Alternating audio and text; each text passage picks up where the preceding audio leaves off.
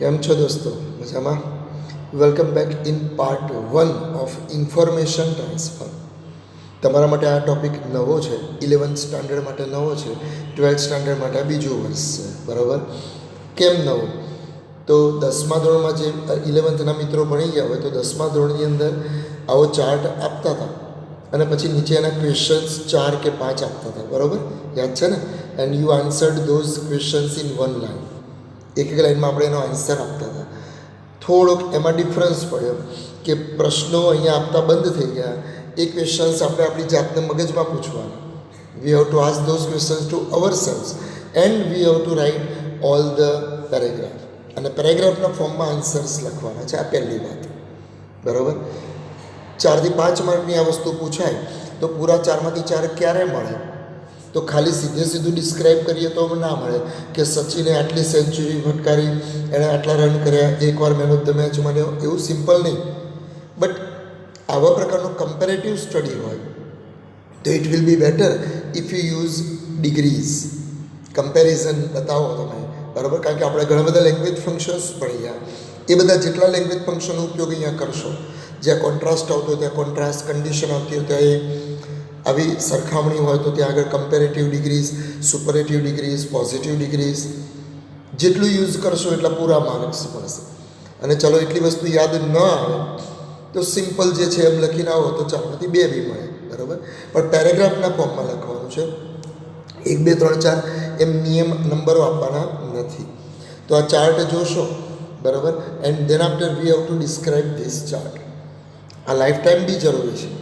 તમે જ્યારે જોબ કરતા હો, મેનેજર બન્યા હો કે બીજું કંઈ બી સારી જગ્યાએ પોસ્ટ ઉપર હો, બરાબર? એન્જિનિયર્સ તમને જે આવો ડેટા આપ્યો હોય તો you have to describe this data to your boss. તમારા જે બોસ છે, માલિક છે, ગૌતમભાઈ અદાણીની ત્યાં કામ કરતા હોય તો તમારે એને ડિસ્ક્રાઇબ કરવો પડે આ ડેટા આ રીતે, બરાબર? તો એ રીતે અને સર્વે એવું કાઢીને આપણે આપ્યું કહેવાય. ઓકે, તો ઇંગ્લિશમાં આટલા 7 to 8 સેન્ટેન્સીસ આપણે લખી શકવા જોઈએ, જે ભાષા પહેલાં ધોરણથી ભણીએ છીએ. અને એવી 11th 12thમાં આવ્યા તો 10 વર્ષ 11 વર્ષથી જે લેંગ્વેજ ભણતા હોય તો એ લેંગ્વેજમાં 8 સેન્ટેન્સ તો આપણે લખી શકવા જોઈએ ને. અને અઘરા તો લખવાના નથી, સહેલા લખવાના છે, બરાબર? So let's study this chart. 4 આપણા ઇન્ડિયન બેટ્સમેન છે, લિજેન્ડરી બેટ્સમેન છે: સચિન, સહેવાગ, દ્રવિડ અને ગાંગુલી. એક સમયની ઇન્ડિયન ટીમના આધારસ્તંભ કહેવાય આ બધા. સેન્ચુરી કોણે ફટકારી? તો કે સહેવાગે અને દ્રવિડે. આ કાલ્પનિક ડેટા છે બનાવેલો, બરાબર? 340 run, 340 runs by Sachin, 250 Sehwag, Dravid જેને ધ વોલ કહેતા હતા 400 રન્સ, ગાંગુલી, બરાબર? એ બી ઓપનર બેટ્સમેન હતા, સચિનની જોડે આવતા, તો એ 150 runs. Main of the match બધા એક વાર બન્યા, ખાલી દ્રવિડભાઈ 2 વાર બન્યા છે, બરાબર? રન બી સારા જ છે ને સામે. So let's read. તો આમાં પહેલું આવા ચાર્ટ હોય ને ત્યાં જોઈ લેવાનું. જો માર્ક્સ હોય તો who has got the highest marks, who has got the lowest mark, આ શોધી કાઢવાનું. એટલે સુપરલેટિવ ડિગ્રી થઈ ગઈ. અહીંયા રન્સ છે તો આપણે કહીશું કે હુ સ્કોર્ડ ધ હાઈએસ્ટ રન્સ. તો અહીંયા જોશો તો ખબર પડશે 400 કોના છે? દ્રવિડભાઈના. મેન ઓફ ધ મેચ પણ હાઈએસ્ટ વાર, સેન્ચુરી પણ હાઈએસ્ટ વાર, આ બધું પણ કોણ છે? રાહુલ દ્રવિડ, બરાબર ને? તો કહે છે કે Dravid is the highest scorer. Dravid is the highest scorer, બરાબર? Ganguly's score is the lowest. ગાંગુલીનો સ્કોર એકદમ લોએસ્ટ છે. આ 2 વસ્તુ આવી ગઈ, એક હાઈએસ્ટ સુપરલેટિવ ડિગ્રી, બીજું લોએસ્ટ કમ્પેરેટિવ એ બી superlative degree. Ganguly score is the lowest, only 150 છે. દ્રવિડના 400 છે, બરાબર? Dravid has scored less than Sehwag. Dravid છે એમણે સહેવાગ કરતાં ઓછા રન કર્યા છે. જુઓ, તો Dravid has scored less than Sehwag, બરાબર ને? Dravid has scored more runs than Sachin. Dravid has scored more runs than Sachin. Sachin કરતાં દ્રવિડે પાછા વધારે રન કર્યા છે, તો એ બી કમ્પેરિઝન કરી શકાય, બરાબર? સીધું ખાલી કહી દઈએ કે Sachin has scored 350 runs, 340 runs, Dravid has scored 400 runs, બરાબર છે, બીજું કંઈ ના આવડે, બરાબર?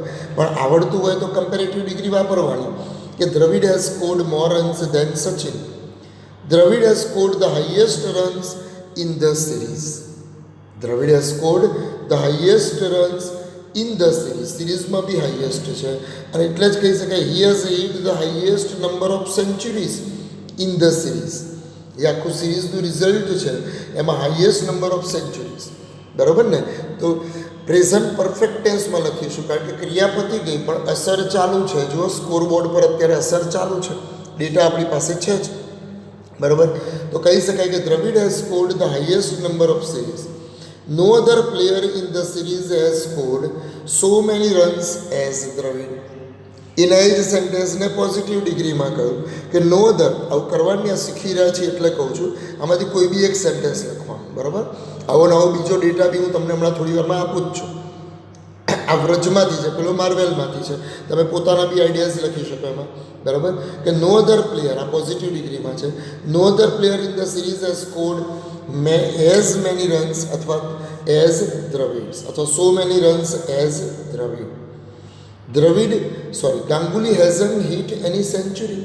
તો ગાંગુલી અને સચિન બંનેનું લખી શકાય કે Ganguly and Sachin haven't hit any century. Haven't આવશે કારણ કે ગાંગુલી અને સચિન બે જણા છે. Dravid has scored more runs than any other player in the series. બરાબર? કોઈ પણ કરતાં એણે વધારે રન કર્યા છે. તો આ કમ્પેરેટિવ ડિગ્રીમાં એ જ સેન્ટેન્સ આવી ગયું, એ જ સેન્ટેન્સ અહીંયા પોઝિટિવ ડિગ્રીમાં આવી ગયું, અને એ જ સેન્ટેન્સ અહીં આગળ સુપરલેટિવ ડિગ્રીમાં આવી ગયું. એકનું એક સેન્ટેન્સ 3 ડિગ્રીમાં લખ્યું છે. તમારે બોર્ડની એક્ઝામમાં કે સ્કૂલની એક્ઝામમાં 3માંથી ગમે તે એક ડિગ્રીમાં લખવાનું. એનું એ સેન્ટેન્સ 3 ડિગ્રીમાં જુદું જુદું આવી જેવી રીતે લખવાનું નહીં. આ સમજાવવા માટે લખ્યું છે એટલા માટે. બરાબર? બાકી મેટર ઘણું મળશે લખવા માટે. બરાબર ને? આવડે ને? તો આ રીતે પેરેગ્રાફના ફોર્મમાં લખવાનું છે. તમારે આ લખવાનું ફરી જરૂર નથી, ડેટા ફરી લખવાનું નથી, તમારે આન્સર જ લખવાનો છે, ક્વેશ્ચન નંબર અહીંયા લખીને. ઓકે, ચાલો આવો જ એક પેરેગ્રાફ જોઈએ ફરી બીજો. એવો જે પેરેગ્રાફ હમણાં કર્યો ને, એવો જે પેરેગ્રાફ બીજો છે, આ માર્વેલમાંથી છે. બરાબર? આપણે લખીએ ત્યારે આ રીતે થોડુંક વધારે લખીશું. બરાબર? આ વસ્તુ ખાસ યાદ રાખીશું. ચલો સોલ્વ કરી દઈએ એટલે ખ્યાલ આવે. સચિન છે, કાલિસ છે, ઓળખો ને આ બધા બેટ્સમેનને, ઉથપ્પા અને દ્રવિડ. બરાબર? ઉથપ્પા ઇન્ડિયન છે, દ્રવિડ બી ઇન્ડિયન છે, સચિન બી આપણા ઇન્ડિયન, કાલિસ આપણા ઓસ્ટ્રેલિયા. તો half centuries 7, Kallis 10 centuries, Uthappa 8, Dravid 4. તો હાઈએસ્ટ સેન્ચુરીઝ કોની થઈ? કાલિસની. લોએસ્ટ સેન્ચુરીઝ કોની થઈ? હાફ સેન્ચુરી દ્રવિડની. બરાબર? તો આ હાઈએસ્ટ લોએસ્ટનો આંકડો મળી ગયો. ટોટલ રન્સ સિરીઝમાં જોઈએ તો હાઈએસ્ટ રન્સ 583, 540, 530 અને 410. તો 583 બાય સચિન, એ બી આવી ગયું. મેન ઓફ ધ મેચ કોણ કેટલી વાર બન્યું એમાં? તો highest time Kallis became man of the match, lowest time Dravid, બાકી સચિન 4 ટાઈમ્સ, ઉથપ્પા 3 ટાઈમ્સ. બરાબર? તો આ બધી વસ્તુ જે બોલ્યા ને એને ઇંગ્લિશમાં લખવાની. એકદમ સહેલું છે યશ આ બધું.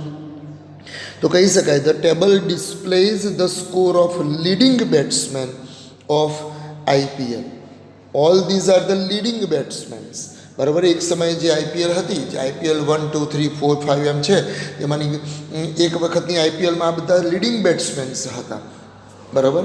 તો કહે છે this table displays the score of leading batsman, MEN બહુવચન છે ને, of IPL. Sachin scored 583 runs in IPL tournament. That is the highest. એમ બી લખી શકાય, અથવા એમ બી કહી શકાય કે Sachin scored the highest runs in the IPL tournament. એવું સેન્ટેન્સ પણ અહીંયા તમે લખી શકો. બરાબર? Choice is yours. Presentation perfect હોવું જોઈએ, ગ્રામેટિકલી કરેક્ટ સેન્ટેન્સ હોવું જોઈએ. More and more grammatical language functions should be used, then it will give you more marks. Okay? Then after, Dravid scored minimum runs. Lowest score કોનો છે? દ્રવિડનો. તો Dravid scored minimum runs.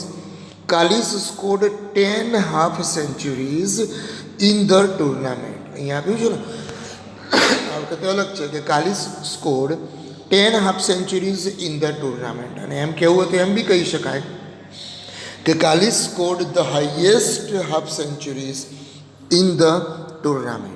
બરાબર? તો superlative degree વાપરી કહેવાય, લેંગ્વેજ ફંક્શન વાપર્યું કહેવાય. 8 સેન્ટેન્સથી વધી ન જાય એ જોવાનું. 8 to 9 સેન્ટેન્સ હોય ત્યાં સુધી વાંધો નથી. Kallis was declared the main of the match maximum times. This is important sentence because Kalis is the scorer, highest scorer. So we can say Kalis was declared the man of the match maximum time. Sachin scored more runs than more than other three players. સચિનના 583 છે, તો બાકીના કરતાં વધારે run કરે તો comparative ડિગ્રીમાં લખ્યું. The highest score એની જગ્યાએ કમ્પેરેટિવ ડિગ્રીમાં કે સચિન સ્કોર્ડ મોર રન્સ દેન અધર 3 પ્લેયર્સ. બરાબર, એની અધર પ્લેયર એવું લખીએ એના કરતાં દેન અધર 3 પ્લેયર્સ એમ બી કહી શકાય. હા કે ના. Uthappa scored 8 half centuries and 530 runs in the tournament. આખો આ ભેગું કરી દીધું. બરાબર, બંને રેકોર્ડ એક સાથે લખ્યા કે Uthappa scored 8 half centuries and 530 runs in the tournament. એવું બી કહી શકાય કે he won man of the match prize for 3 times. Looking to the performance of all the batsman, આખા બધા જ બેટ્સમેનનું પરફોર્મન્સ જોઈએ તો કહી શકાય કે looking to the performance of all the batsman, MEN છે, I can conclude that performance of Kalis is better than any other players. જો કમ્પેરેટિવ ડિગ્રી વાપરી કે the performance of Kallis is better than any other players, એમાં આગળનું sentence ન લખવું અને આટલું જ લખીએ તો પણ ચાલે. બરાબર, આગળનું તમને લાંબુ પડતું હોય તો લખો તો બહુ સારી જ વાત છે. એમ બી કહી શકાય સુપરલેટિવ ડિગ્રીમાં કે performance of Kallis is the best. અને પોઝિટિવ ડિગ્રીમાં કેવું હોય તો no other batsman has performed so well as Kallis. આવી રીતે બી લખી શકાય. પણ કોઈ એક સેન્ટેન્સ એક જ ડિગ્રીમાં લખવાનું, ઇન્વિયસ સેન્ટેન્સ 3 ડિગ્રીમાં લખો એવું નહીં કરવાનું. બરાબર, અત્યારે સમજાવવા માટે બધી ડિગ્રીમાં બોલું છું, તમને જે સહેલી લાગે ને એમાં લખવાનું. Choice is yours. ઓકે. ધો Sachin scored the highest runs, Sachin scored the highest run, score highest. He was declared man of the match only for 4 times. કેટલી વાર ડિક્લેર થયો? Only four 4 times. જ્યારે કાલિસના 540 છે, but he was declared man of the match for 5 times અને half centuries પણ એની વધારે છે. બરાબર, એટલે એણે પરફોર્મ એ રીતે વધારે સારું કર્યું છે. તો આવી વાત છે. તો બોલો, આવડે કે ના આવડે? સરસ. તો આ રીતે કોઈ સંજોગોમાં ઇન્ફોર્મેશન ટ્રાન્સફર છે ને પ્રાથીબટું કોઈ દિવસ છોડીને નહીં આવવાનું, લખીને જ આવવાનું. માર્ક મળે અને અહીંયા લખ્યું છે એ રીતે સારી રીતે લખો તો સારા માર્ક જ મળે ને ભાઈ. ચાલો, પછી હવે પાઈ ચાર્ટ આપ્યો છે. પેલા આગળ ટેબ્યુલર ઇન્ફોર્મેશન ભણ્યા, ટેબલ વાઇઝ હતી એટલે ટેબ્યુલર ઇન્ફોર્મેશન કહેવાય. Now we will study pie chart. તો પાઈ ચાર્ટમાં H for Hindi, M for Marathi, B for Bengali, P for Punjabi, G for Gujarati, T for Telugu, K for Kannada અને O ફોર અધર લેંગ્વેજીસ. બરાબર, જે તે લેંગ્વેજીસ બોલનારાનું પોપ્યુલેશન કેટલું છે એ બતાવેલું છે. અને પોપ્યુલેશન જુઓ તો હિન્દી લેંગ્વેજ બોલનારાનું હાઈએસ્ટ પોપ્યુલેશન છે. બરાબર, અને કન્નડ અને પંજાબી બોલનારાનું ધ લોએસ્ટ પોપ્યુલેશન છે. હા કે ના? સેમ પોપ્યુલેશન તેલુગુ અને બેંગોલી, કન્નડ અને પંજાબી આ બંનેનું સેમ પોપ્યુલેશન છે.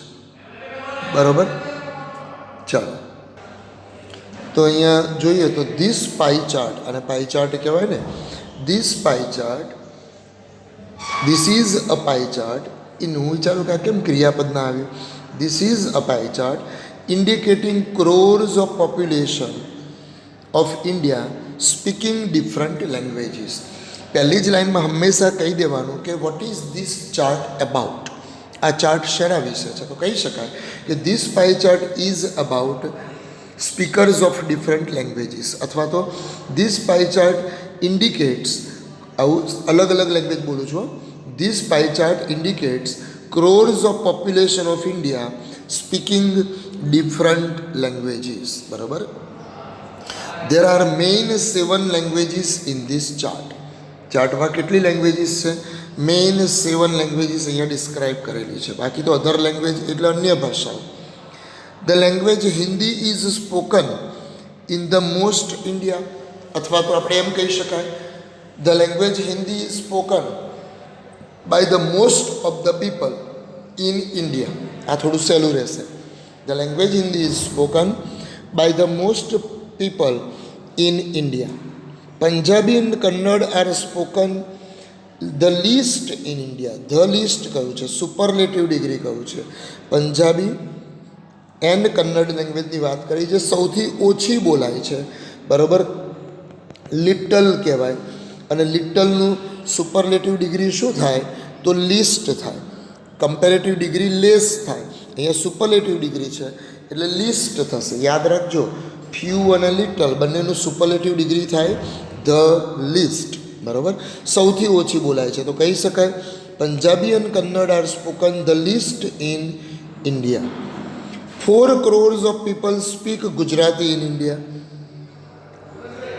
4 ક્યાંથી? મારામાં તો 6 છે, સુધારજો ભાઈ. અહીંયા 6 crore of people speak Gujarati in India. અહીંયા 6 કરી દેજો, કારણ કે આંકડામાં 6 છે ઉપર, બરાબર. ધ્યાન રાખજો. The language Hindi is spoken in the most India. આવી ગયું. અહીંયા 6 crore કરી દેજો, ભૂલતા નહીં. તેલુગુ, બેંગોલી, આજે મેં ચેક્યું છે ને અહીંયા આગળ, એ બી તમે ચેકી દેજો, એ કામનું નથી. ઓકે, તો Telugu, Bengali are spoken by 5 crores of people. જે અહીંની વાત કરી, Telugu and Bengali are spoken by 5 crores of people, which is the same. 16 crore people speak other languages. જે અન્ય ભાષાઓ કહેવાય ને, પ્રાદેશિક રિજિયોનલ લેંગ્વેજીસ, તો કહી શકાય કે 16 crore people speak other languages. આ બધા એક્ટિવ વોઇસમાં સેન્ટેન્સ બનાવીને લખ્યા. કોઈને પેસિવ વોઇસમાં લખવું હોય તો બી ચાલે, બરાબર. It is the second highest number in this chart. અને અધર લેંગ્વેજીસનો ચાર્ટ એ સેકન્ડ હાઈએસ્ટ છે, મરાઠી ન કહેવાય. કહેવું તો કહી શકાય Marathi is spoken by 10 crores of people, બરાબર. હા કે ના? Hindi is spoken by many other people, many other languages, બરાબર. તો એ વધારે લોકો દ્વારા બોલવામાં આવી રહી છે. તો આ રીતે ડિસ્ક્રાઇબ કરવાનું. હવે વધઘટ છે એટલે તમે કમ્પેરેટિવ ડિગ્રી બી વાપરી શકો, સુપરલેટિવ ડિગ્રી વાપરી શકો. મરાઠીની સરખામણી તેલુગુ જોડે કરી શકો, કન્નડ જોડે કરી શકો, ગુજરાતીની સરખામણી મરાઠી જોડે બી કરી શકો, બરાબર. કે more people speak Marathi than Gujarati in India, આવું બી કહી શકાય ને. તો આ રીતે જુદી જુદી ડિગ્રીઝ વાપરી શકાય, બરાબર. આવડે ને? ઓકે, ચાલો એક નવો પાઈ ચાર્ટ જોઈ લઈએ. હમણાં જોયો જો પાઈ ચાર્ટ છે, આ ઉપરની સૂચના ખાસ વાંચવાની. Study the following graph and write about 8 sentences based on it. Air condition cell, કેટલા એસી વેચાયા, બરાબર, એની વાત છે. હાઈ નેચરલ છે કે highest number of AC are sold in May month, જેમાં ગરમી હોય છે. અમદાવાદમાં તો 45 ડિગ્રી પહોંચી જાય. જાન્યુઆરી મહિનામાં શિયાળો હોય છે અહીંયા, બરાબર. તો the lowest number of AC are sold in January. પછી જેમ જેમ ગરમી વધતી જાય, ઠંડી જ ઘટતી જાય, એમ સેલ વધતું જાય છે. જુઓ, ધ સેલ ઇઝ ઇન્ક્રીઝિંગ. 100 હતા, એના 150 થયા, 175 થયા, 200 થયા, અને અહીંયા આગળ 300 થઈ ગયા. કોઈ એક દુકાનનો આ સેલ છે, બરાબર. Let's study this chart. This graph indicates, પહેલાં જ સેન્ટેન્સમાં લખી દેવાનું કે ધીસ ગ્રાફ અથવા તો ધીસ પાઈ ચાર્ટ, બરાબર. This pi chart indicates. Indicates એટલે દર્શાવવું. કોઈ પણ વસ્તુ દર્શાવી અને ઇન્ડિકેટ્સ કહેવાય. અને નાઉન થાય ઇન્ડિકેટર. પપ્પાની ગાડીમાં સાઇડ લાઇટ બતાવીએ છીએ ને આપણે ગુજરાતીઓ, સાઇડ લાઇટ કહીએ, જેને ખરેખર ઇંગ્લિશમાં કહેવાય ઇન્ડિકેટર. કઈ બાજુ વળવું છે એને ઇન્ડિકેટ કરે, બરાબર. તો this graph indicates the air conditioner sale અથવા તો the sale of air conditioners. The sale of air conditioner એમ બી કહી શકાય. સિમ્પલ પ્રેઝન્ટ ટેન્સમાં કહીશું કારણ કે ડેટ બતાવે છે. It shows the sale of 5 months.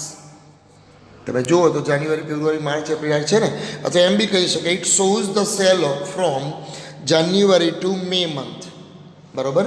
આ રીતે બી કહી શકાય. The sale is the highest in the month of May. The sale is the highest in the month of May. તો પછી આવું નવું જાન્યુઆરીનું લખી દો. The sale is the lowest in the month of January, કહી શકાય ને, બરાબર. એટલે સુપરલેટિવ ડિગ્રી વાપરી એટલે ટીચરને લાગે કે વાહ, અને લેંગ્વેજ ફંક્શન્સ આવડે છે ભાઈ. પછી અહીંયા ફૂલ સ્ટોપ કરવાનું છે. 300 units were sold in the month of May. જાન્યુઆરીવાળો આંકડો આપી દેવાનો, મેવાળો આંકડો આપી દેવાનો. 100 units were sold in the month of January. Sentence construction એકનું આવડે એટલે બીજું આવડે.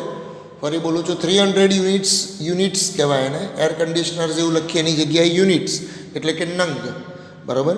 300 units were sold in the month of May. 100 units were sold in the month of January. 200 units were sold in the month of April, જે એપ્રિલની વાત કરી એનું એક sentence construction. 150 units were sold in the month of February. 175 units were sold in the month of March. કંઈ ના સૂચે તો આવી રીતે બી લખી શકાય, જે અહીંયા છેલ્લા 3 સેન્ટેન્સ લખ્યા રીતે. વધારે તમારે કંઈ લખવું હોય તો આપણે એમ કહી શકાય, the sale of April is more than the sale of February. એવું બી કહી શકાય, the sale is increasing, INCREASING. બરાબર ને.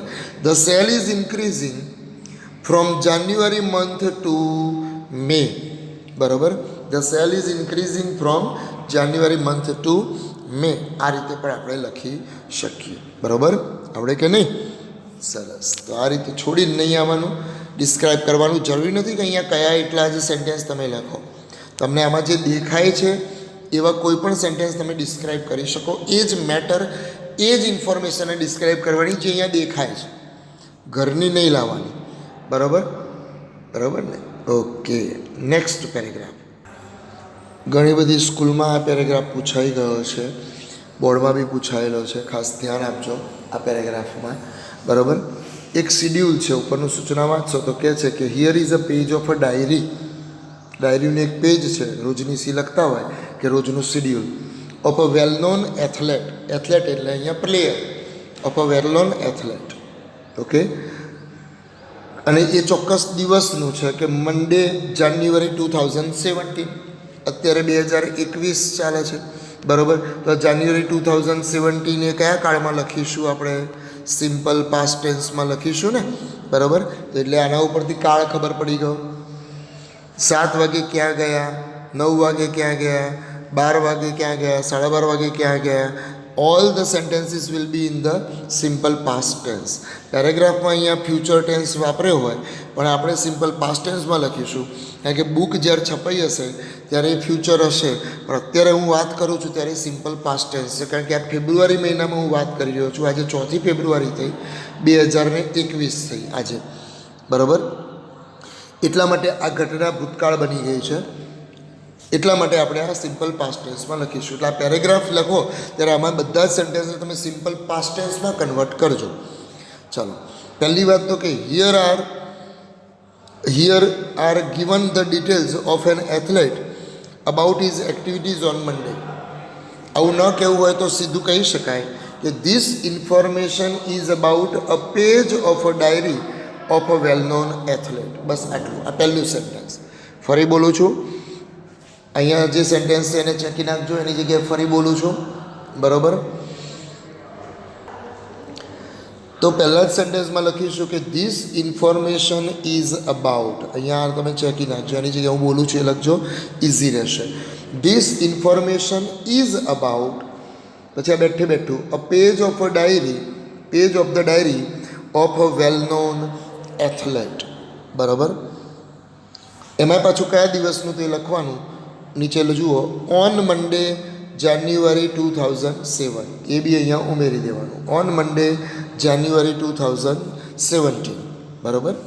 હવે ભૂતકાળમાં લખવાનું છે કે he left for coaching at 7 AM, જે અહીંની વાત છે. He left for coaching at 7 AM અથવા he went for coaching at 7 AM. પછી એમણે સ્નેક્સ અને ટી 9 વાગે લીધા, એમ જ છે ને, તો કહી શકાય. બરાબર. પણ અહીંયા આગળ આપણે કહી શકાય કે he will leave for coaching at 7 AM. તો અહીંયા લેફ્ટ કર્યું તમે. ઓકે, ક્યાં સુધી લખવાની જરૂર નથી.